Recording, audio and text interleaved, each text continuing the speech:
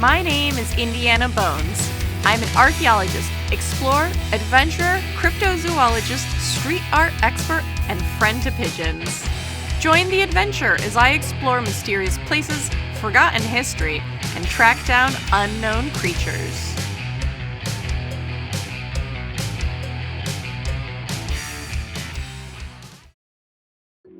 Let me tell you about Bubblebutt.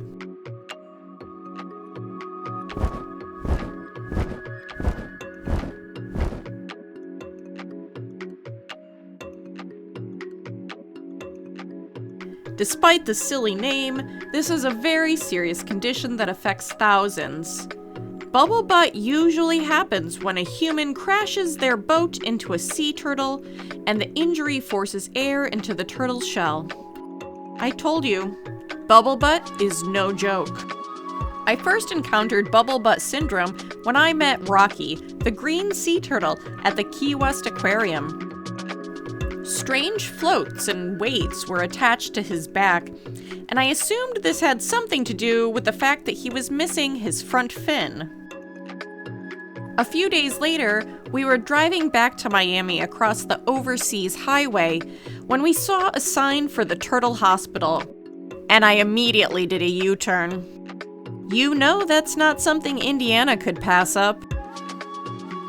I hope this isn't news to you, but things aren't good for sea turtles. Everything in their lives seems to be on a collision course with humans. Their breeding grounds are altered for public beaches. Light pollution draws them to breed in unfamiliar and unsafe locations. Collisions with boats crack their shells, and discarded nets entangle their fins.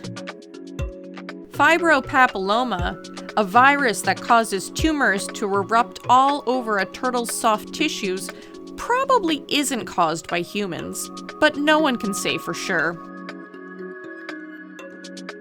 That's just a smattering of the ways we are bad for turtles. The Turtle Hospital stepped in to mitigate some of that damage. Right on the side of the overseas highway, the Turtle Hospital is a repurposed hotel and former strip club. The facility opened in 1986 and has successfully treated more than 2,000 turtles. Out back, I was able to interact with some of the permanent residents. The ultimate goal of the Turtle Hospital is to release as many turtles back to the wild as possible. The turtle must have one good eye, 3 good flippers, and an uncompromised shell to be a candidate for release. Even fibropapilloma tumors can be removed with a 90% survival rate.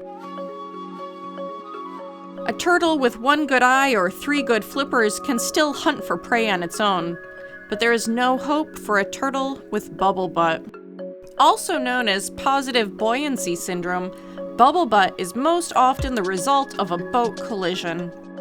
The trauma forces air out of the turtle's lungs, where it becomes trapped under the shell.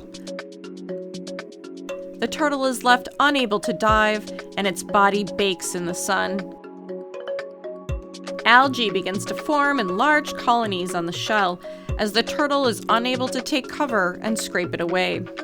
There is no medical treatment to safely release the air from the shells, even in the Turtle Hospital's state-of-the-art facilities.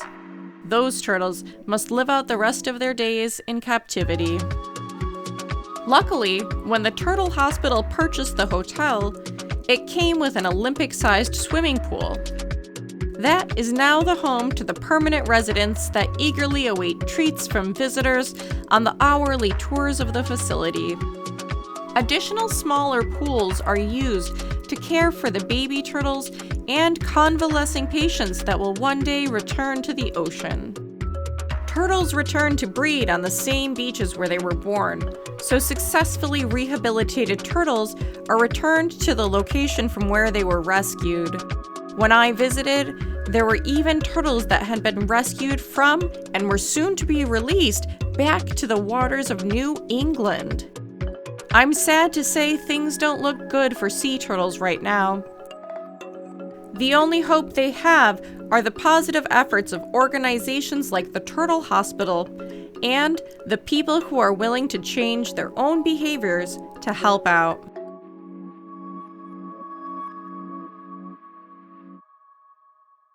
I'll be there to guide you into the great unknown. The great unknown. The great unknown. 'Cause I bear witness. I won't let you go unseen.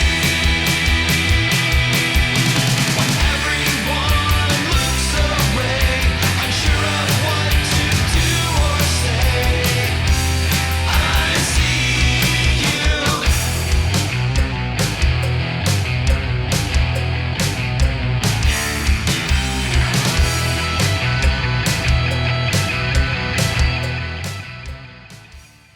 Fibropapilloma. Fibropapilloma. Fibropapilloma,